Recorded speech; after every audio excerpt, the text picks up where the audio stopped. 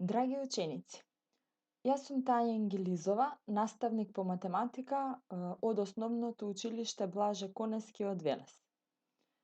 Денешната лекција е решавање на проблеми со примена на координати на точки во координатен систем и оваа лекција е од темата геометрија и решавање проблеми. Со помош на ова видео ќе научиме како се внесуваат и читаат координатните точки, а потоа со нивна помош ќе цртаме 2D форми. Иако ви е учено да го дефинираме координатниот систем. Декартов координатен систем или уште повеќе правоаголен координатен систем има ознака XOY. X е хоризонталната бројна права и се нарекува X оска или апциса, а Y е вертикалната бројна права и се нарекува Y оска или ордината. Нивниот пресек е точката О, која се нарекува координатен почеток и има координати 0, 0.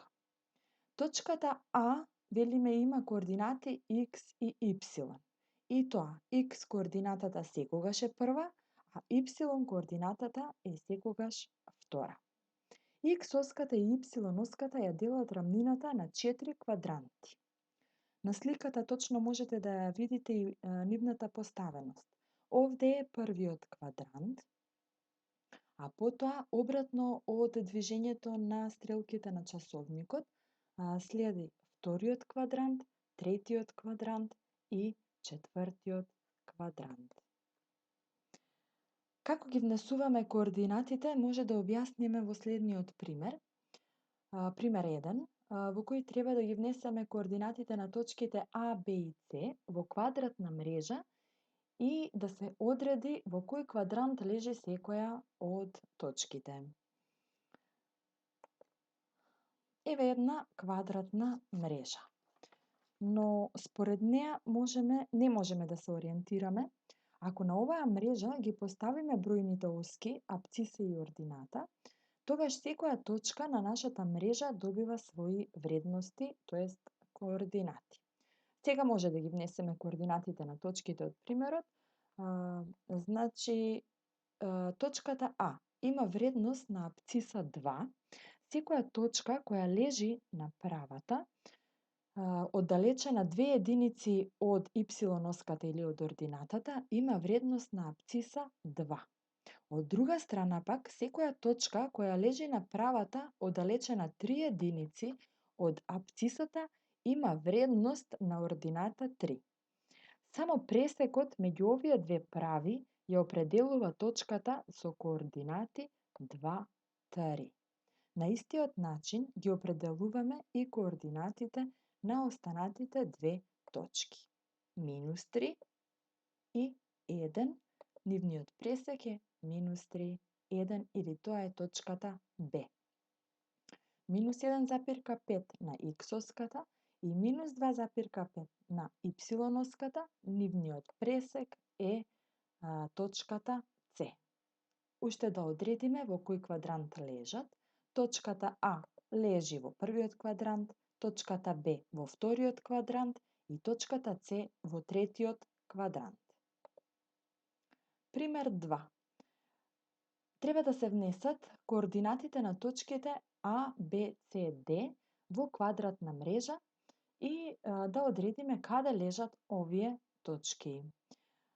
Овие точки се карактеристични по тоа што како координата или X или Y ја имаат нулата. Што значи тоа? Ајде прво да ги нацртаме, да ги внесеме во координатниот систем, па ќе образложиме. 0, 4. Значи на X оската 0, на Y оската 4 и ја наоѓаме точката А.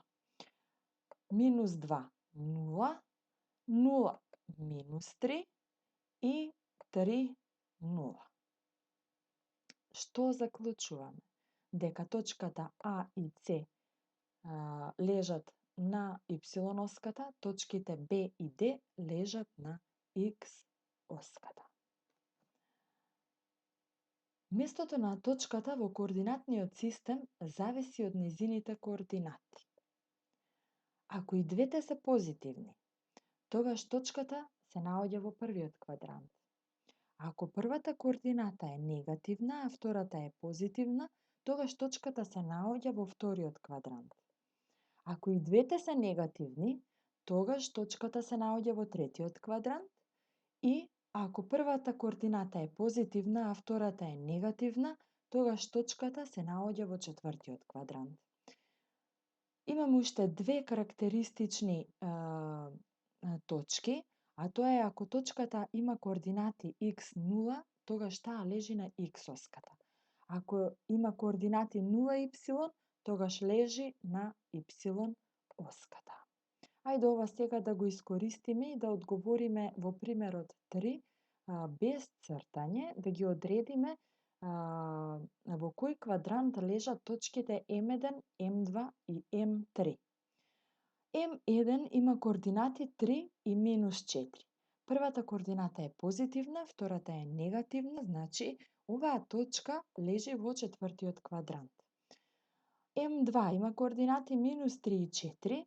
Првата координата е негативна, втората е позитивна, значи оваа точка лежи во вториот квадрант. И точката M3 со координати -5, -3 и двете се негативни, значи лежи во третиот квадрант. Пример 4, треба да избереме точка која се наоѓа над x-оската и лево од y-оската. Тоа е всушност вториот квадрант или црвено обоениот дел од координатниот систем.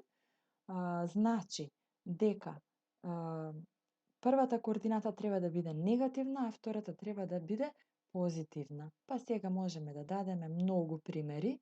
Такви се точката -9, 7 или точката -3, 1, -15, 20 и така натаму. Под Б, под x-оската и лево од y-оската. Тоа е синообоениот дел или тоа е третиот квадрант, значи и двете координати треба да бидат негативни. Па такви би биле примерите -5, -4, -5, -10 и така натаму. И под В треба да избереме точка под x-оската и десно од y-оската или жолтообоениот дел, каде x е позитивен, y е негативен, па пример може да биде 7 и -8. Пример 5. Треба да се внесат координатите на точките А, Б, С и Д, да ги поврземе последователно и да ја кажеме 2D формата која ќе ја добиеме. Веќе на координатниот систем ни се нацртани, впишани точките А, Б, С и Д. Знаеме како да ги нацртаме и само треба да ги поврземе. 2D формата која ја добивме е правоаголник. Пример 6. Точките А, Б и С се темиња на правоаголникот А, Б, С и Д. Нацртај го правоаголникот и одреди ги координатите на точката Д. Значи, познати ни се точките А со координати -3 и -1,5, точката Б со координати 1, -1,5 и точката С со координати 1, 1. Можеме да ги поврземе. И веќе половина од правоаголникот ни е нацртан. Сега што знаеме за правоаголникот? Спротивните страни му се паралелни и еднакви. Па затоа, во точката С ќе нацртаме една права која што е паралелна на отсечката АБ, а од точката А ќе нацртаме права паралелна на отсечката BC. Таму каде што се сечат е всушност темето Д на правоаголникот. Да го нацртаме правоаголникот и уште да ги одредиме координатите на точката Д. Прво, читаме на x-оската, тоа е -3, па потоа на y-оската е 1, значи темето D ги има координатите -3, 1. Пример 7. Дадени се точките А, С и Д, кои се темиња на паралелограмот А, Б, С и Д. Треба да го нацртаме, а потоа да ги одредиме координатите на точката Б. Ги цртаме точките А, С и Д. Од кога ќе ги нацртаме, ги поврзуваме и веќе ни е нацртан половина паралелограм. Истото како и за правоаголникот, така и кај паралелограмот, спротивните страни се паралелни и еднакви. За таа цел, од точката А ќе нацртаме права паралелна на отсечката CD, а потоа во точката С ќе нацртаме права паралелна на отсечката AD. Таму каде што се сечат е точката Б. Од кога ќе ја нацртаме и ни е нацртан и паралелограмот, треба само уште да ги одредиме координатите на точката Б. Читаме прво на x-оската 2, на y-оската -1, затоа точката Б ги има координатите 2, -1. И уште да ви ја зададам домашната работа. Во учебникот на страна 150, задача 1, 2, 3 и 4 и во работната тетрадка на страна 80, задача 1.